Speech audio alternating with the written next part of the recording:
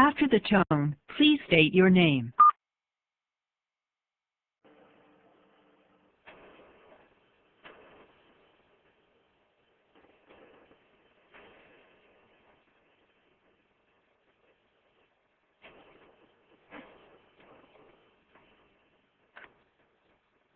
Welcome to today's webinar, Subtle Micro Messages Impact the Success of Women and Girls in STEM, Session 2, presented by Robin Chapman. My name is Greg Nagy. I am the Virtual Learning Community Manager from The Ohio State University, who provides technical support for the STEM Equity Pipeline Project. Before we start this presentation, I would like to go over some housekeeping items for this webinar. This webinar is scheduled to last roughly 1 hour and is being recorded in order to view this presentation and in its entirety later. The recorded webinar will be available in the next few days on the www.stemequitypipeline.org website. As you've already found out, you'll be watching the presenter present slides through the live meeting interface while listening to them talk over your phone. If you cannot get the live meeting software to work today, you can download today's slides from the home page of the stemequitypipeline.org website and follow along using your phone.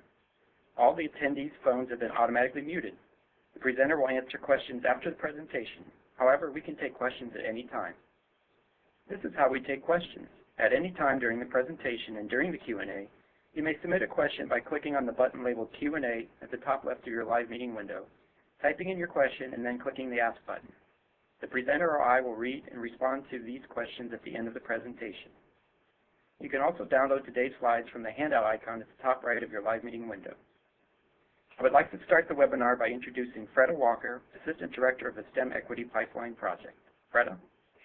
Greetings, everyone. Welcome everyone to our webinar today. And I just wanted to first say that Mimi Lufkin apologizes for not being with us. She's actually doing a training for Ohio State today. I am the Assistant Director and am pleased to be able to introduce Dr. Robin Chapman, who is going to be our speaker today. Let's see. I've got to get to the next slide, don't I? Okay, Greg. I'll do it. You'll do it. Okay, Robin, thanks. First of all, we'd like to start out by just seeing who is here at the webinar or find out how you heard about the webinar. And we're going to run a little poll, and these are the different options that you'll have when the poll comes up. And we would ask that if you answer something like that you heard it from a listserv, could you, in your chat window, give us some information about that. Greg and I are interested in knowing how people find out about the webinar, what's the best way to advertise the webinars. Okay, Greg, I think we're ready for the poll. Okay, I have it up there now. Okay.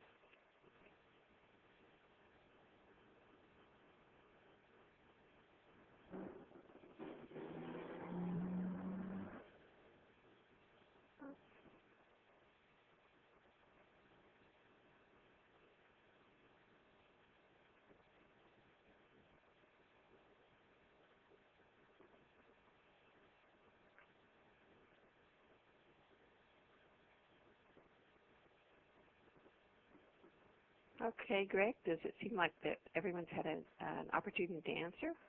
I think so. I'll close it and show the results. Thank you. Okay, they're shown now. Okay, as you can see that we have most people learn about our webinars from the Pipeline listserv and then from emails from a colleague. So I think that that's pretty standard each time that we've asked. So I thank you so much for that, and we'll go to the next slide. Oh, can we go back the other way? Thank you. 3 of the goals of our project, okay, our project is a National Alliance for Partnerships. An Equity Education Foundation that sponsors the project.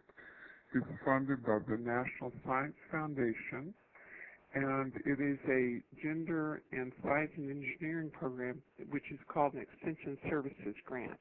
And we have 3 goals. And the 3 goals are to build the capacity of the formal education community to provide high-quality professional development on gender equity in STEM education, institutionalize the implemented strategies by connecting the outcomes to existing accountability systems, and to broaden the commitment to gender equity in STEM education. Okay, we'll go to our next one. There are different methods that we use to get the information out about the project, and one is the professional development, which we're doing today online. We also have teacher training. We also do consulting and technical assistance work. We have a virtual web-based professional learning community, and hope that all of you will go to that site. And we're also going to be developing a best practices handbook that will be online. How can you get involved? These are the participating states. You can see that they're listed there. And if you're from a participating state, you can join a state leadership team, or you can go to the trainings that occur in that state. And if you're not a participant in the state, you can participate in our virtual learning community by going to www.stemequitypipeline.org. Okay, we'd like to also know who is participating today, and you can see your choices. And Greg, if you can put up the poll. Okay. Okay.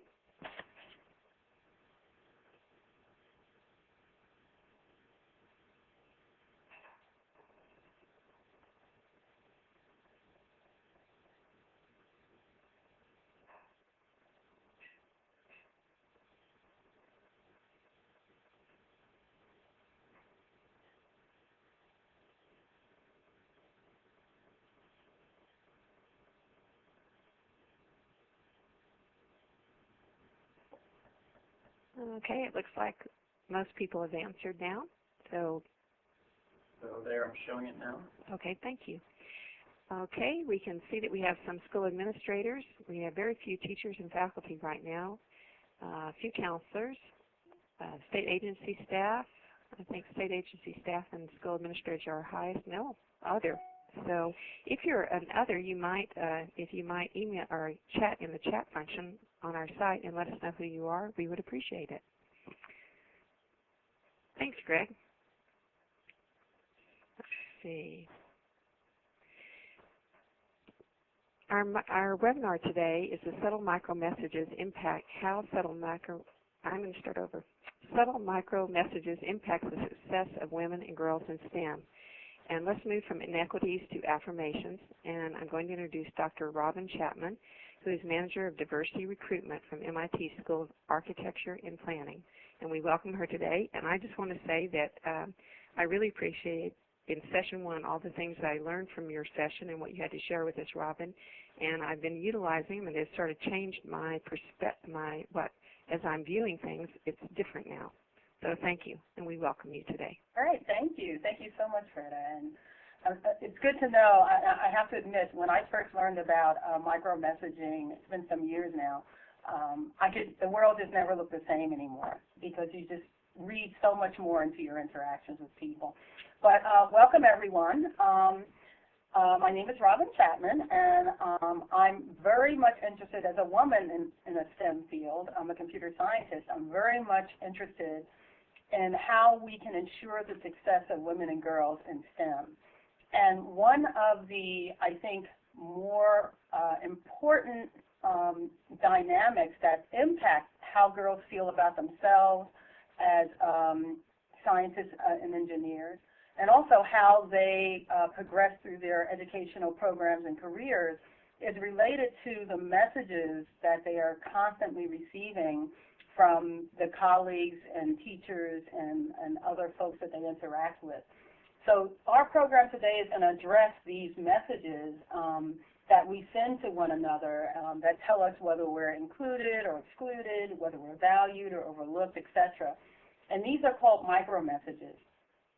And very quickly, I will just go over how the webinar is organized. In the first session, which was last month, we learned a little bit of vocabulary about micro-messaging and how to recognize it, what kind of things trigger it. There were some exercises and actually some homework that I left people with. In this session, I'm going to do a very brief refresher of session one. And then we're going to dive right in and start doing some work looking at how to recognize micro-inequities in very specific ways, how to challenge them when we observe them and when they happen to us, or when we notice them in the policies and practices in our organization, and then how to constructively address it by helping to educate ourselves and our teams and our colleagues, as well as our institutions. And then I'll leave you with a couple of ideas for more of a framework about how to think about bringing about that change over time in your organization. The purpose of the webinar is to increase your levels of learning and application as far as micro-messaging and addressing micro-inequities. And I like to think of it as a sort of an opportunity to learn how to engage more deeply with one another. Okay, so I sort of repeated that. All right, great. So one of the reasons why we're even doing this is because it's well documented and researched, and I'm sure some of us have even experienced that the climate or the way that we are engaged as women and girls in STEM fields is sometimes different than our male counterpoints. Sometimes there's sexual harassment, although luckily there are legal avenues for that. And then sometimes just the way we are engaged or not engaged varies. And so what we want to do is make sure that we can recognize when these types of messages are being sent and that we can mitigate that as much as possible.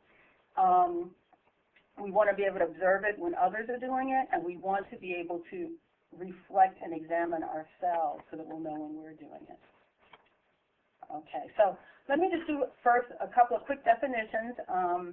Micro messages are these very subtle signals that we send to one another. They're conveyed through body language, eye contact, tone of voice, all of these sort of small signals that enrich the communication that we normally have with each other. And micro-inequities are messages that are negative, that send some negative information to us. And conversely, micro-affirmations are messages that cause people to feel valued or included. These are positive messages. You may, as you go out in the world and talk with other people, hear the term micro-affirmations referred to as micro-equities. So there's inequities and equities. But often people use affirmations because when you're listening, you might not hear, is it inequity or equity? So it's just easier that way to make the distinction. So to give you an idea of micro-inequity you might see, or that we communicate is, for example, listening with your arms folded, or losing eye contact with someone you're speaking with, you know, smiling or not smiling. Now, depending on your background and the context of where you grew up in your culture, what is conveyed by having folded arms, for example, could be different. And so we need to really pay attention and be aware of what we bring to the table according to our upbringing, and then conversely what we bring to the table might be interpreted by someone with a different upbringing. So human messaging actually hasn't changed very much since early humans. And I always use the example of babies. Babies are experts at micro-messaging because they don't have the use of language yet. But you almost always know when a baby is happy with you, is unhappy with you, wants something from you, because they are able to send through eye contact and body language all kinds of messages. So it's good to think about this line that I have up on the slide, that it's not what you say or do, it's the way you say or do it that conveys a message. So I've mentioned that micro-inequities are these subtle messages, and because they're so subtle, they're often hard to pinpoint, or if you respond to it and say, oh, this thing you did, it seems like you're nitpicking or making a fuss over something very little. Unfortunately, over time, they do accumulate, and they do erode a person's self-esteem, their ability to engage with the rest of the team, their ability to be creative, etc. Another thing to keep in mind as you think about your organizations is that there's a certain organizations have a culture. And so in some organizations, it could be the way that you communicate. Everyone communicates in a certain way, in the same way. Maybe you're supposed to be very direct when you're giving explanations. in the culture of your organization. So that does not leave a lot of opening for people who communicate in different ways, say more descriptive ways, et cetera. So just keep in mind, and we'll address this specifically as we move through this webinar. But I just wanted you to sort of keep in mind, we're not just thinking about how we as people can monitor ourselves and try to address micro-inequities and monitor others, but how we can also monitor our organizations and monitor the policies and practices that may lead to micro-inequities. So micro-inequities, our reactions, the way we behave and what we communicate to each other and how we communicate, this is all hardwired. For humans, you know, things that are familiar, we reward. Things that are different, we generally don't reward or attack or shy away from. So what we and that's perfectly fine. That's the way we operate. That's our cognitive functioning. Absolutely nothing wrong with that. Especially when humans, thousands, tens of thousands of years ago, was very handy. When humans were in smaller groups and tribes, it was very handy and allowed for survival. Of course, now we're a much larger tribe of a lot of different kinds of people, and so it becomes a little tricky. And so what we must do is gain fluency in recognizing those things that trigger our behaviors, and trigger our behaviors with other people, how we behave. Also recognize the triggers in our organizations. I've already mentioned that. And then also, how do we minimize any negative messaging that we may inadvertently and unconsciously be giving out? So that's what we're going to be doing today. So I like to break this down into 3 parts. But first, this slide is actually from last month's webinar, and we spent some time last month working on how to look for micro-inequities, how to listen, so that the things people are telling us will give us a clue as to how they're feeling and how they're feeling valued or not valued. And then also how to reflect and really look at ourselves and figure out what we need to address within ourselves to do micro-inequities. So the first session really looked at the comprehension of these concepts and, opportunities to practice, and, we gained some fluency with it. I received emails from some of you, and with questions, and it talked about some of the work you were doing, and I thank you for that. So what we're going to be doing today is we're going to be digging a little deeper so we can better recognize micro-messaging, in particular micro-inequities. And we're going to do some practice. I'll give you some things that you can practice or think about and how to respond to micro-inequities, whether they're being directed towards you, whether you're observing them being directed towards someone else, or whether you're seeing them built into the structure of your organization. And the goal is to just, gain greater fluency in responding to these inequities. And this is how we work towards promoting positive climate change in our organization. So let's talk a little bit about how to recognize micro-inequities. There are some key elements, and it doesn't really matter what order. I found that for myself, that body language is the one that really stands out for me. As you practice, you may find that you pick up more quickly on signals that are verbal or that are contextual, etc. So each of us, we develop our own style we develop our own radar for how to begin to pick up on the micro messages that are going on around us. But I'll start at the top. So verbal is what is said. That one I like to think is pretty much straightforward, but just to give you an example, different ways of introducing 2 coworkers that you have who we will imagine do the exact same job. So there shouldn't be a difference in the way they're introduced. But one is introduced as being, the leader, a visionary, of really making things happen, and the other one is introduced as just the person who keeps things cranking along. Like there's a sort of difference in the way they're introduced. So verbal is the different ways in which people are described when they're to each other. The paraverbal is the undertones of language, how it's said. Do you sound enthusiastic and energetic? Do you sound, sort of bored? Are you mumbling? Or you're not? Those kind of things. The things that sort of flesh out the words as we're speaking it. So the nonverbal, this is a big one for me, as I mentioned, is body language. So are you turned and facing the person? Are your arms folded? Do you seem closed off? Are you looking around and not making eye contact? There's a whole list of nonverbal elements that you can look for when you're trying to pick up on the micro messages that are going on around you. Now, contextual, that's important. Here I listed just a few. Who else is there? Culture, email, phone. So, for example, if there's a team working on something, and emails are sent out, who is consistently left off of emails, for example? Who is consistently invited into meetings of a certain level versus not invited, when, for example, maybe their job function means they probably should be there. So you can probably think of others as well. Who is information shared with and not shared with, that kind of thing. And the last one is one that I added to my workshop a couple of years ago. It wasn't part of the original list. So you don't see it in the literature, but it's what is not said or not done. I find to be a very, very important micro message.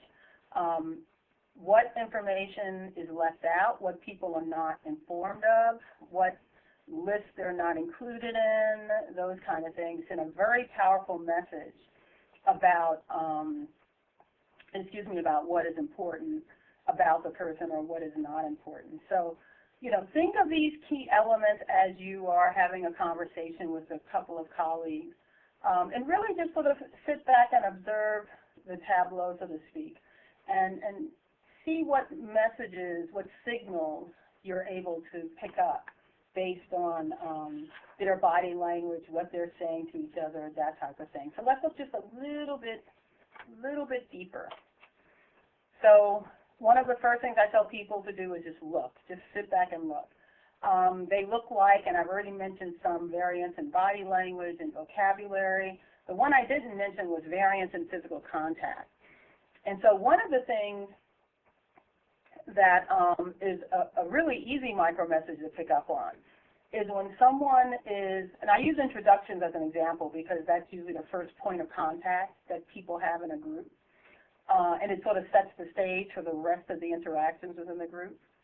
I might introduce someone that I think well of, and I really want, to get connected to these other people in the group. So I sort of, maybe touch their arm, or I point or move my hand towards them when I talk about them, or I physically use my hand movement to sort of virtually connect them to the person I'm introducing them to. So versus not having any contact or any direction with my body at all that indicates I'm trying to connect to people. And it seems like a very subtle thing, but you'll notice, and actually Frida mentioned it, once you start observing how people interact with each other, you will see very distinct differences in the way that the physical contact happens. And for me, I call it body language, but for me, that's a huge signaler for me. So the other way to begin to recognize what kind of messages are being sent, whether they're inequities or negative messages, or whether they're affirmations or positive messages, is to listen. And in this case, we'll talk about micro inequities. So when you hear repeatedly, sometimes you hear things once because someone's having a bad day, but if you really begin to hear over a period of time statements like, my contribution isn't valued, no one pays attention to me, I don't feel welcome, I'm not being supported, whatever, some variation of those things. If you continually hear those, what that person may not realize they're doing is expressing their sort of distress over an accumulation of negative signals they've been getting from someone, either from the group, from the organization because of its policies and practices, or just from an individual. But they've been getting messages that over time are making them feel like they are not included with the rest of the organization. And at that point, if you're someone's supervisor or just their colleague and friend, or you will probably want to probe and ask them additional questions to sort of try to get a sense of where the signals are coming from. We'll talk about that a little bit more in a bit. Now, the next thing is to notice the reactions. I know you've all sat in meetings, and meetings are great for reading micro messages. Sometimes when I won't say when I'm bored, but when I don't have to be as fully engaged, I'll just sit there and make a list of the messages that I'm seeing from different people. So you'll probably recognize some of these. For example, imagine a meeting where you have 5 people around a table, and when certain people speak, everyone is listening. The person who's running the meeting is definitely listening, and so everyone else is listening. And then when other people speak, the manager or whoever seems to tune out. And if you watch over time, the other members around the table will also begin to tune out. They will pick up the cue on how they're supposed to interact with that person. So it's really important to notice how people in a group, even if it's a group of just 3, are reacting. Are they listening when a person is talking? Does it seem like someone's being shut out? And you see this a lot in meetings where people are standing, like a reception or something, where several people will be sort of facing each other and talking, and even though the last person is a part of the group, they almost like are shut out physically, like people almost seem to have their back to that person, or they don't make any eye contact with that person but make eye contact with each other. So, pay attention so you can see if there's any indication that someone's being shut out of the group. And then, of course, who's, in a meeting especially, whose contributions are being taken for granted. So, for example, someone comes up with an idea and submits it to the group, and the group leader goes, oh, yeah, well, whatever. And then another person repeats the same idea, essentially, and it's praised, like, oh, that's amazing, that's great, and even though it had already been mentioned by an earlier person. So when you see these kinds of dynamics, then you can begin to recognize the kind of micro inequities that may be floating around within the group. And the last one, who's being consistently overlooked, is also important. And so, if you begin noticing these things, you begin hearing things from people, you begin seeing things, you begin noticing interactions happen a certain way, what are some things you can start doing to help you sort of really fine-tune, make sure that what you're seeing is what you're seeing?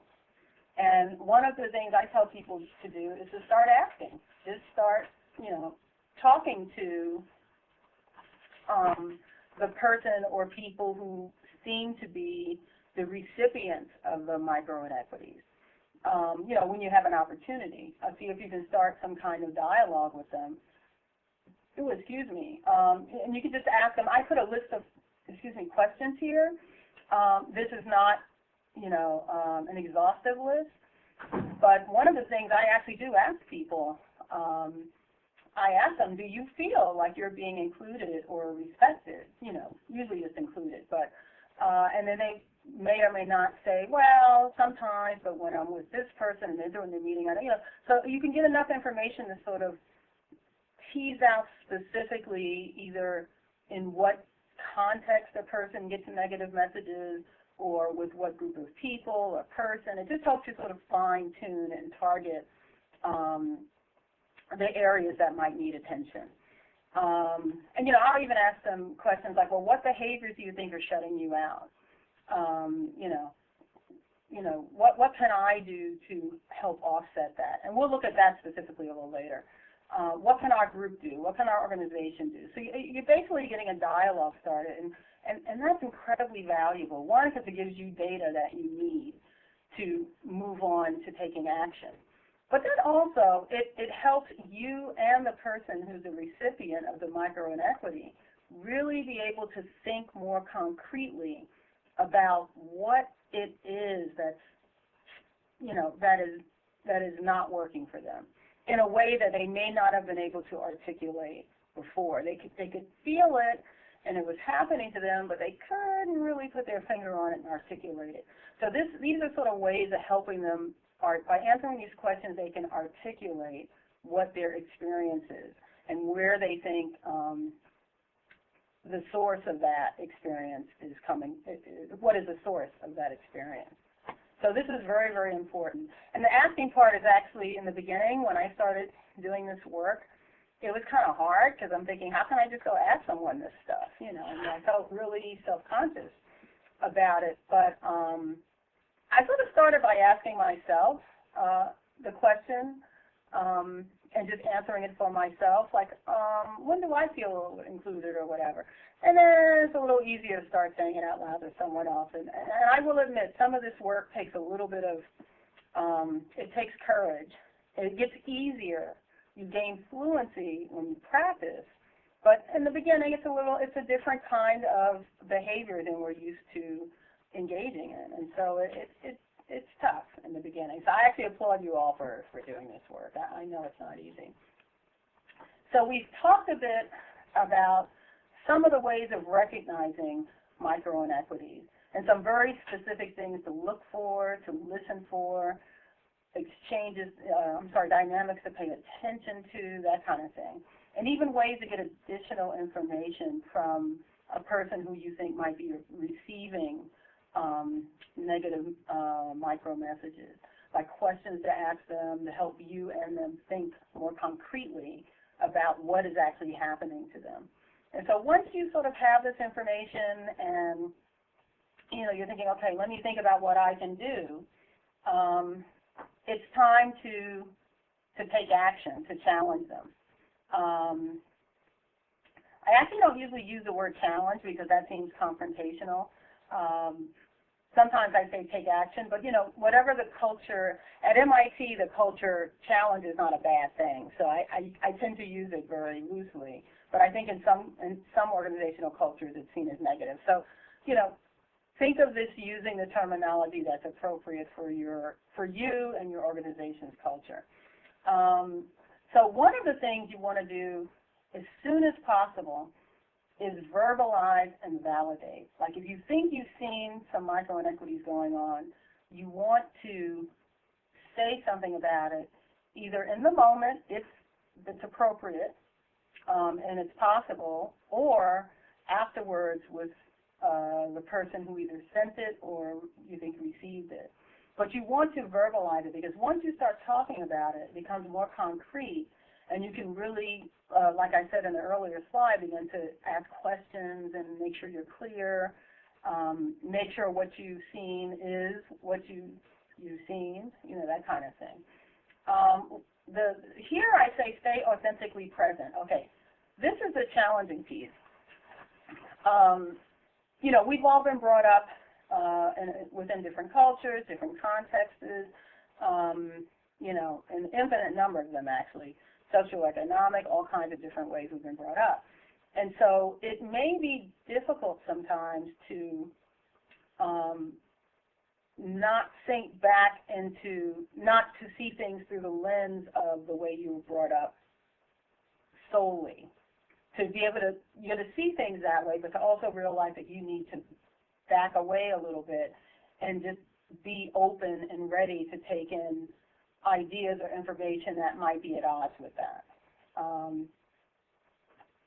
Recognize when you send the micro-inequities. Now this is another tough one, and this is the one that requires a lot of self-reflection. For those of you who did not attend the first webinar session, you should definitely take a look at the PowerPoint slides for that, because I have some worksheets and other things to help you sort of reflect on what are the things about your beliefs about how to be with people, how to interact with people that may cause you to send a message that is other than what you intend, to send some message that's negative to someone, although your intention is just to send a message. And so along with that comes a challenge of viewing your environment, and in this case your organization, through the eyes of others. So for example, I'm in an institution, I have students that I work with, and often they'll come to me. In fact, I had a meeting with a student yesterday. I came in to work because she's having some issues with a thesis advisor. And she, is getting these really weird, messages, and she's thinking, oh, maybe I should just quit, whatever. She's been getting these micro messages from this person. And some of the things that she told me, I remember thinking, oh, well, if I had a student, I would have to. But then I said, wait, let me not look at this through the lens of a professor or someone who's teaching. Let me try to look at this through the lens of this student. And, it was a real shift. It was a shift, and it actually ended up giving me more information, and so that I was able to help this student think about how to engage with, in this case, her thesis advisor. Sometimes it's just a matter of reminding yourself to say, okay, good, I know what I'm thinking. Now let me step back and sort of try to imagine how this other person might be thinking. And the last thing, a phrase I use a lot is when I talk to people, not just about this, but about all kinds of things like minimizing unconscious bias and unpacking privilege and other workshops that I do. I tell them that impact is more important than intent. And that's really, really critical because, we may intend to convey a message or to do something by acting a certain way, and, we mean well. We mean to do well, and this is what we're doing. But then the impact of our action seems to have been harmful, or is at least is not what we thought was going to be the impact.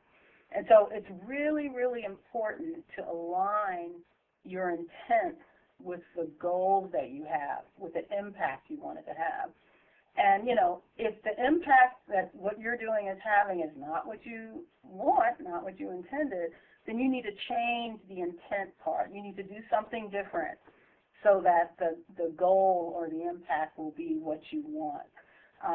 And that part is, believe it or not, personally challenging. It's a little more difficult than you may realize once you start doing it, because you feel you're doing something in a way that's going to be helpful. But this is all part of the sort of work you do on yourself to be able to help you better recognize when micro-inequities, for example, or unconscious bias, but in this case, micro-inequities are taking place around you. If you'll be able to recognize when someone's doing something, but the impact is not what they intend. And that can help when you have conversations with them to help reconcile these inequities and change them to affirmations. So I wanted to mention that because that's one of those sort of underlying things that are just under the surface that aren't often talked about, but is very, very important and very powerful in driving our behavior. So I wanted to spend a little bit of time giving people an idea of how they can challenge micro-inequities that they receive. So if someone's directing micro-inequities towards you, and please do pass this on to your students, to your colleagues and coworkers, to your managers, and lead upward. In other words, lead upward as well as of course your organization. So one of the first important things to do, and this helps with practice, and especially the more people who have learned about micro-inequities, it's easier to do this. But acknowledge that you have received it. Even if you acknowledge it just to yourself, acknowledge that, oh, okay, that's a micro-inequity. That's a negative message that's being sent to me about the fact that I'm not supposed to be included in the group. Now, it could be the person did not intend to send that message, but if that's the impact of the message, then that's what's important. And so you want to ensure that people, when this happens, will value and include you. And what I mean by that is you want to be sure to try a few interventions to see if it corrects the inequitable behavior. The first thing I put down was become familiar with assertion strategies. And this is something, it depends on your organization. At MIT, we have a Office of Employee Development, and they actually have, these little mini courses on assertiveness training and cross-cultural communication and things like that. So if you're someone who's very, very, very shy and never, ever, ever speaks up, then maybe you can seek out within your organization or your community help with some ways of asserting yourself, some ways to practice asserting yourself. I listed right after this sort of 3 examples or things that to think about, but this is not an exhaustive list. So, for example, if you're in a meeting and someone continually interrupts you, they interrupt you once, I guess that's okay. I interrupt people sometimes, and I don't mean to, so. But set a limit by just telling them that you have not yet finished speaking, and you can word that in whatever way works in the culture of your organization, whatever the vocabulary is. But I do that, and I encourage my colleagues to do that, and sometimes they will tell me, oh, you interrupted me. I had not finished saying. I go, oh, thank you, because you don't realize you're doing this often. If you've been left off a distribution list, for example, or an email list or whatever, just simply ask the person directly to include you next time. And then, of course, if it continues to happen, then, of course, you'll have to do something about that. The most important thing, and actually the hardest thing, is to not overreact initially. Like, don't just assume that that's what the person meant, that negative thing. It could be, but I found in most cases it is not. They just didn't realize they were sending that particular signal. So what I do is I just let them know. I said, when you turn your back in that way when we're with a group, I feel like I'm being excluded from the group. Do you mind making sure that we're making eye contact with everyone, for example? I don't know.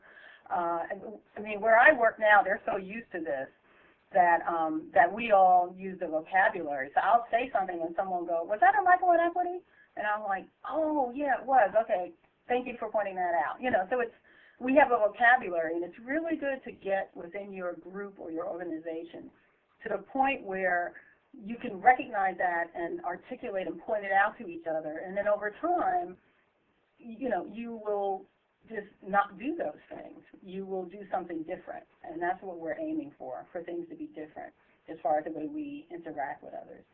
Now, if a behavior continues, and a negative behavior continues, then, you may have to have a deeper discussion or, talk to your HR person, whatever makes sense within the culture of your organization. But,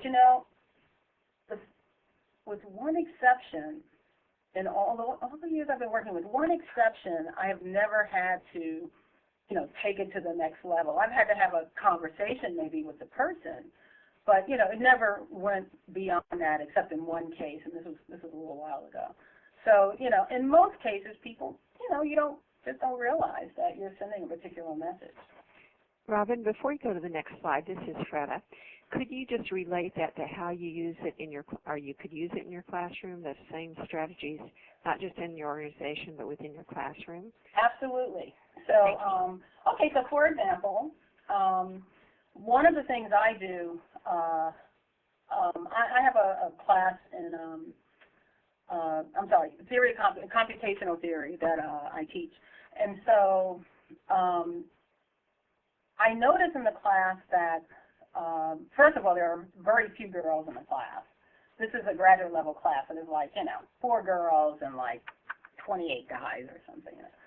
And I noticed that the girls sometimes won't speak up as much, or if they do, that they're almost always cut off or interrupted in their response, in their answer, by one of the guys. And it's not that the guys, don't want to hear them talk or whatever, but I don't think they realize they're doing it. And so when that happens, I actually will just say, okay, Sammy, hang on a moment with that thought. Let's hear all of what Alice has to say, because it's very important to what we're trying to figure out here at this particular time.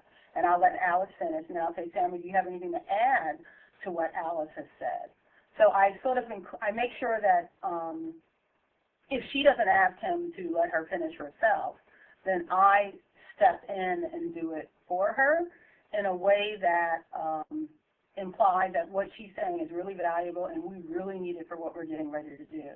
And then when I cue my male student, the one who interrupted, I cue him in, not just saying, oh, can you tell us what you think, but I just say, can you add to what she has already said? Is there something you want to add? Because in a way, I want him to be thinking that what she has to say is as valuable as what he has to say. Like, we need all of the contributions. So it's a sort of subtle way of teaching. Now, if it becomes a problem with a student who's constantly interrupting, constantly cutting people off, or, you know, sometimes they'll say things like, oh, no, that's not how it works, it's whatever. You know, they can sometimes be pretty kind of nerd, not really being very gracious. If it really gets out of control, then I have to talk to that student on the side afterwards. But you know, there's ways of using vocabulary and language, and my body language, by the way, that strongly conveys the message that everyone is contributing something of value, and we have to listen to and value what's being said by everyone. So that's just one example from a classroom. Let's see. So one of the things I do, and actually thank you for that question because I'll use a classroom as an example. Let's think of a classroom environment. One of the things I like to do when I'm in a meeting or when I'm, you know, working with a team or whatever, is I do what I call an environmental scan. And for those of you who have had leadership training or taken leadership studies, an environmental scan is one of those sort of leadership tools that can be used to assess the environment and make decisions about what's working well, which is the plus, and what needs to be changed or revised or eliminated or whatever, which is the delta. And so one of the things I do is I look to see what are the positive behaviors that are working within the classroom setting. And what are behaviors that get in the way of teaching mutual respect, etc. So the example I gave you of the interrupting, of the chronic interruptions of other people is a behavior that gets in the way, for example. And so what I do is when I've done a scan, I see what's working, I see what's inhibiting or blocking, and then I think about, well, what needs to change? How do I remove barriers? And actually, while I'm on this slide, I'll mention that removing barriers is the way I think of affecting change often. Because you can put as many positive enabling things in an environment as possible, but if you don't remove the barriers, you're not going to get a lot of traction. And sometimes removing barriers, the things that are not working, like interrupting or whatever, will sort of break the inertia, and you'll begin to get some movement in the direction that you want. So, and that's actually something directly from leadership studies. So think about that as well when you're scanning the environment of a meeting, for example, or your work group, your research group, or your work group. You know, what works well as far as behaviors for engaging and communicating with each other, and what doesn't work so well? What's really getting in the way? And then how can we remove or change what gets in the way? So environmental scans are critical, very, very important to bringing about some kind of change. Now, this particular slide, I alluded to some of this in the classroom example, but I like to think of neutralizing micro inequities. So it's hard to completely eliminate them unless they're inequities that you're sending. Then you can work on minimizing it. But if other people are sending them, then you don't really have as much control over them. You can hopefully help them over time learn, but you can't control them in a moment. So one of the things I like to do is neutralize microinequities as much as possible, and I gave that in the example of the classroom, where I use, a certain body language, a certain vocabulary. I control the turn taking. I make it seem like, everyone is adding a piece. Whatever needs to be done so that it's clear that everyone is valued in the same way I do it. And so on this particular slide, this is something for you to work on later on your own.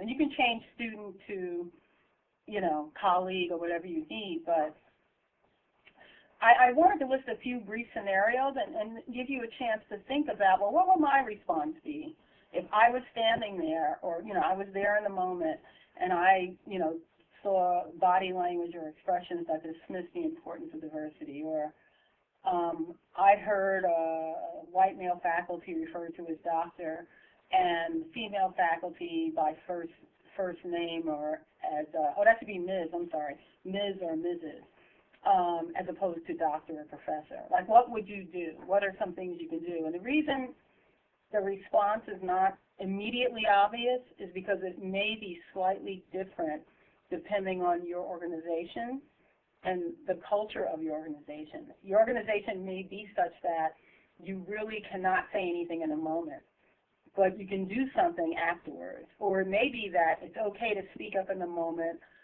and do some, there's some combination that works within your culture. For an example, within the culture of my institution, it definitely works to say something in the moment, because people do that all the time. They're not really good at restraining themselves or deferring comments for later. So it's actually perfectly fine if someone referred to a male faculty as professor and the female faculty as miss. I would immediately say, well, actually, such and such is a professor or whatever, and she should be referred to that way. And you could do that here. And so, you have to adjust that for the culture of your organization. I'm not going to go through all these examples, but so anyway, think about, as you think of the response, don't just think of what your response would be, but think about why in your organization, or what about the culture of your organization makes this particular response more effective. I was going to say appropriate, but also effective. Okay, and so once I neutralize some micro-inequities, meaning I address it in the moment or after, depending on the culture, one of the things I like to pay attention to, and this is just in communications I have with people, and also if I see someone's been getting negative messages, is how to send micro-advantages or affirmations or equities. So you'll hear different phrases, but they all refer to the same thing, positive micro-messages. And so there are different ways to do this, and this list, believe me, is nowhere near exhaustive. But it actually tends to be the things that I've found bubble up to the top of the pile, so to speak. So asking questions and opinions and giving credit to people's ideas as they come out is huge. And you will actually see a change in the group dynamic when you are sending positive messages to everyone in turn, as you interact with them, regardless of, in this case, gender, because we're thinking of gender. Monitoring yourself when you're introducing people and greeting people is important. And I have to admit, I slip up on that sometimes. Sometimes afterwards I go, oh, gee, the way I introduced so-and-so made it seem like their thing isn't really that important. I didn't mean to do that. And I actually might mention it to them later. Managing interruptions is huge. That's one of the biggest things you'll see, especially in meetings. And responding constructively to disagreements.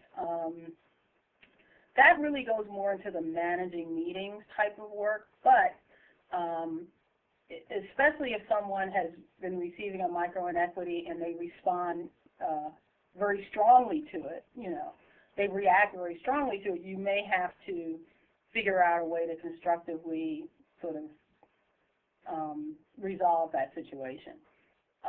That actually has not come up a lot, so I'm happy to say. But if you do these other things at the top of the list, you probably won't have to get to that last thing. But if you let things go, if you let people take credit for others' ideas and act like they're bored and not listening and interrupt and all, you're probably going to get to that last line, and you really don't want to get there if you can avoid it.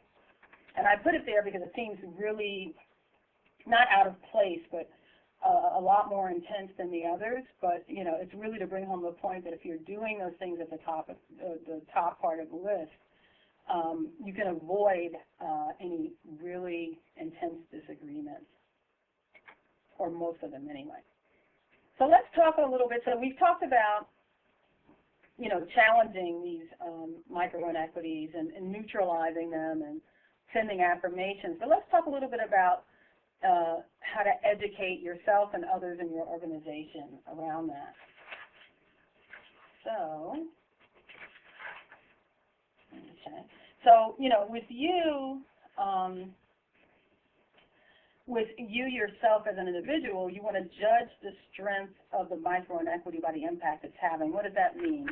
That means if somebody really, you're in a meeting and you see that someone seems to be receiving the message that what they're saying is not important because the person that's leading the meeting is not paying attention to them, is looking at their BlackBerry, is doing whatever, is not making eye contact, is you know, in their voice go, okay, thank you, whatever, sounding not very interested. And you see that person shut down, which I'm sure you may have witnessed in a meeting before, then pay attention to what the signals were that were being sent, because you probably want to have a conversation with the person that was sending those signals, because they apparently are very powerful ones. Some signals are more powerful than others, and it's all culturally dependent. So, for example, in the Sloan School here at MIT, it's our business school, everybody has their BlackBerries and stuff. So even if you're in a meeting and people are on BlackBerries, it's not sending any negative message. It's like they're listening to the meeting and they're taking care of business. So it's like all good. But if you're on the other side of campus, if you're in a meeting in urban studies and planning, for example, in the media lab, and you're doing that, people are going to be really offended. They're going to think you're not paying attention. So it's always culturally specific. So you have to judge the strength of the actual micro inequity by its impact and realize that that's culturally determined. Be open when other people tell you about it. Examine your own personal lenses. We've talked about that. Try to step back from what you were brought up to believe is true about the way we should be communicating with each other. Listen even when you're surprised, and try not to act surprised. And it's hard, because sometimes a student will say something like, well, so-and-so, when I talk to them, blah, blah, blah, they do whatever, and I feel really whatever. And I go, really? Oh, I've always thought they were very nice. Now, that's true, and I'm sure they are very nice. But when you act so surprised, like, oh, that actually shuts the person down. They actually believe that, you know, maybe they are making a big deal out of nothing, which, of course, is not the case. And as much as you can, when you get back to your prospective organizations, encourage others to do this work. Share your slides with them. Encourage them to talk with you about it or to practice some of these things. If you get the first PowerPoint from the first session, I'm pretty sure I have a practice thing in there about, in fact, I know I do, it's in the homework, about how to practice sending micro inequities and then practice sending micro affirmations. You know, practice with your colleagues.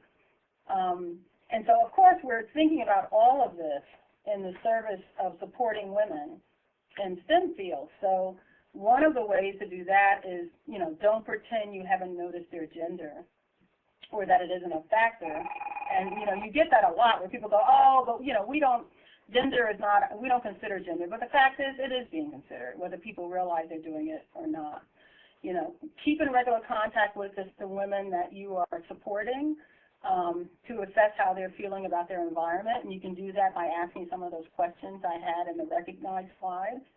And then also pay attention to how, for example, your meetings are run. That's a specific example, but how interactions seem to be occurring within your group or your organization. Are they respectful or are they not? And I use the meetings.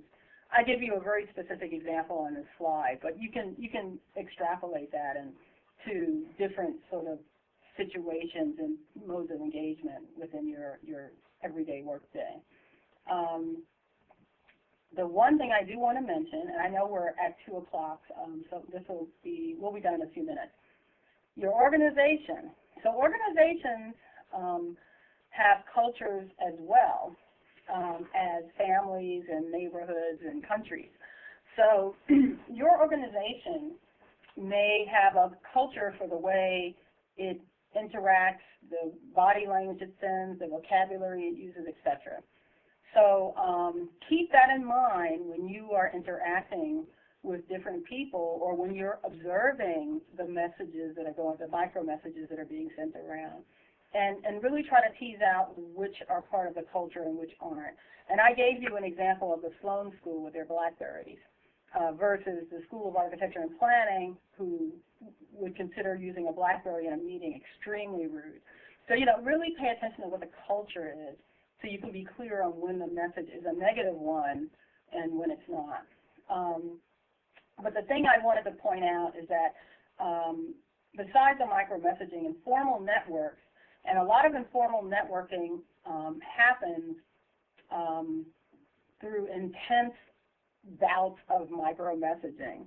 So, for example, when you're introducing your different graduate students, for example, to some colleagues that you are sending all kinds of micro-messages about each particular student and how you feel about each student and how you want each student to be connected to your colleague. So, informal networks generally don't work as well for women. This is well documented within STEM fields, and not just faculty, but graduate students as well. So just keep that in mind, that they may not be working as well, and so you need to think of how to mitigate that. Equal treatment is not necessarily equitable treatment, and that's really, really important. So you can have things set to be equal, but it doesn't mean that the outcome will be equal. And that's related to the way the messaging won't be equal. And then organizations have to actively annul the environment. So this is a concept that I'm going to take not even a minute to talk about. So a null environment is not a neutral environment. And let me give you a null example. Okay, here's one. It's not related to gender, it's related to race. When someone says, oh, I don't see color, what they're using is the null example. They're like, well, we don't see it, so, or we don't consider it, so it's not an issue, it's a non-issue. The null environment is not a neutral one, it doesn't work. And it feeds into the idea that equal treatment is not necessarily equitable. So, when people say, oh, we don't see gender, it's not, they're sort of setting up a null environment, and it's important to unnull your work environment. To say, yes, we see gender, and we will address where messages and other things are inequitable around gender. To pretend that you don't see it means you don't address it. And so as much as possible, you want to annul your organization and your teams and your work groups, etc., and the environment. That's actually huge. There's a whole area of research around annulling environments.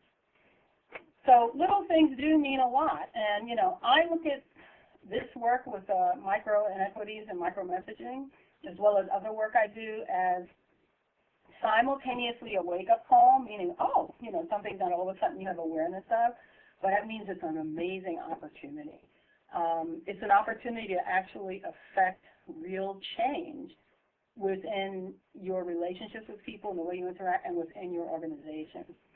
So, as long as you can be aware of the messages you're sending, if you have an idea of how to act when you see something happening, and if you can think about how your organization's policies and practices reinforce the things that it does well and the things, the plus deltas, the environmental scan, the things that it does well as far as equitable treatment and the things that it doesn't do well, and what needs to be changed or removed, which barriers, it can have a profound effect on the experience of everyone within the organization. So I wanted a couple of take-homes. I already said this earlier. It's not what you say or do, it's the way you say or do it. And this is something I do. Engage in that critical self-analysis. You know, it's like shampoo and repeat. Just keep doing it. I do it constantly because it's so automatic the way our cognitive functioning is, to filter things a certain way, to reward the familiar, to not reward the unfamiliar, that you have to constantly sort of, you know, remind yourself and keep yourself, you know, on track. Think about viewing your environment as much as possible through the lens that other people have, and it's hard to do that. If you work to align your intention with the outcome of your messages, with the messages and with the outcome, then over time you'll be able to adjust the kind of messages that you're sending. If you're having a conversation with someone and the outcome is that they're not feeling the way you thought they would, then you have to think about what messaging was coming from me, and then you can start making changes, and you will see a difference in the impact of your actions on them. So these last two slides actually are work slides that you can take with you and help you to sort of do a critical analysis of yourself, of your work group, and I have another one for your organization. And so, for example, in a meeting or after a conversation with someone, you know, you can just take a few minutes and think, well, what were some micro inequities I sent this time? What were some that I received? What did I observe? It's good to have a worksheet to actually write it down because, you know, these things are so small, right? There are these small messages that add up that it's actually kind of hard to keep track and get a real grip on them. When you write it down, it becomes concrete. And then, then you look at the delta. So what are some advantages I can send next time to offset the inequity? What are some strategies for actions I can do to offset the inequities I received? What are some interventions I can do to offset the inequities I observe? And then similarly, at the organizational level, what are some inequities I see within the organization? What are inequities related to policy, about the way things are, the policies that are instituted, and the practices that are executed every day. So the day-to-day practices and then also the policies. And, you know, if you really, when you're just looking at your organization, ask these three questions, things will come up. You will begin to say, oh, yeah, you know, that policy there really does sort of exclude or whatever. You know, so then you can start thinking about ways of strategies for taking action to change it, or to at least have a conversation about it, ways to intervene. And then it's good to think about what are some advantages, micro advantages, your organization can actually institute. Because if those things are built into your organization, then that will also profoundly impact the environment for everyone, but especially for girls and women who are moving through the STEM ranks, through their education, through their teaching, through their research, you know, and through their careers. It make a huge difference.